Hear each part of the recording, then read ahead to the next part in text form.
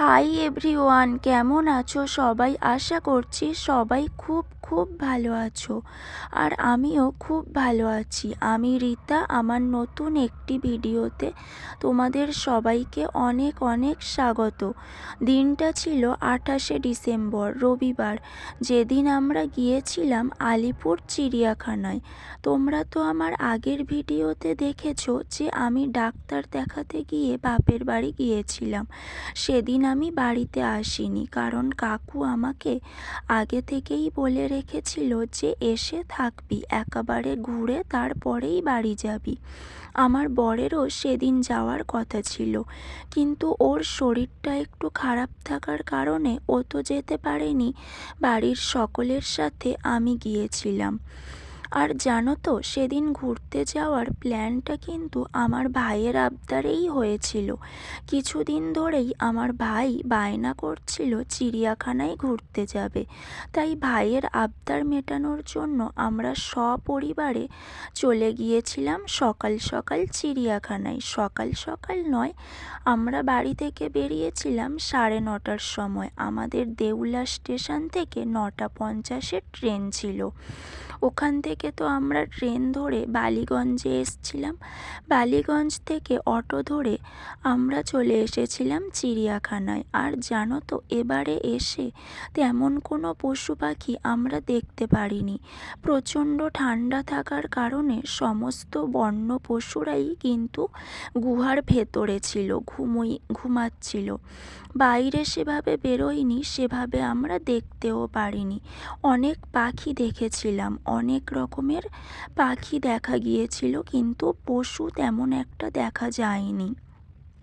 আর এদিকে দেখো, এই গাছটাতে এক ঝাঁক বাদুড় ঝুলছে, যেটা দেখতে কিন্তু বেশ সুন্দর লাগছিল। আমার তো দারুণ লেগেছিল। আর দিনটা হাসি মজা আনন্দ করে বেশ ভালোই কেটেছিল। আর জানো তো, আজকে কিন্তু আমার ক্যামেরাম্যান ছিল আমার বোন। আমার এই সমস্ত ভিডিও আমার বোন করে দিয়েছে। এদিকে দেখো, কিছুক্ষণ হাঁটাহাঁটি করার পরে আমাদের তো খিদে পেয়ে গেছিল, তাই আমরা একটা জায়গায় বসে খেয়ে নিয়েছিলাম। আর আমরা তো বাড়ি থেকেই খাবার করে নিয়ে গিয়েছিলাম। কাকিমা সেই ভোর 5টায় উঠে লুচি ঘুগনি করেছিল, সাথে ডিম সিদ্ধও ছিল। আর যেহেতু আমাদের সঙ্গে বাচ্চা ছিল, তাই বাচ্চাদের জন্য ভাত নিয়ে যাওয়াও হয়েছিল। খাওয়া দাওয়া কমপ্লিট করে আমরা চলে এসেছিলাম বাঘ দেখতে।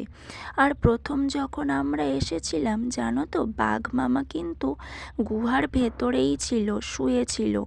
আমরা তো ভেবেছিলাম বাঘের দেখাও পাবো না, কিন্তু কিছুক্ষণ অপেক্ষা করার পরে বাঘ মামা বাইরে বেরিয়ে এসেছিল, দেখাও পেয়েছিলাম। আর এদিকে দেখো, দুটো হরিণ তো মারপিট লেগে গিয়েছে, যেটা দেখতে বেশ মজার লাগছিল।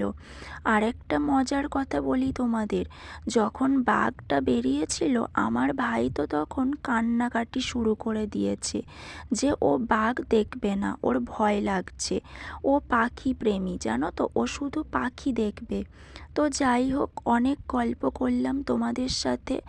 যা যা দেখলাম সেগুলোই তোমাদের সামনে তুলে ধরলাম। এবার এখান থেকে বেরিয়ে বাড়ি ফিরতে হবে। অনেকটা সময় কাটালাম, এখন বাজে ঘড়ির কাঁটায় 3টে। আমরা এখন চিড়িয়াখানা থেকে বেরিয়ে গেছি, এবার বাড়ির দিকে রওনা দেব।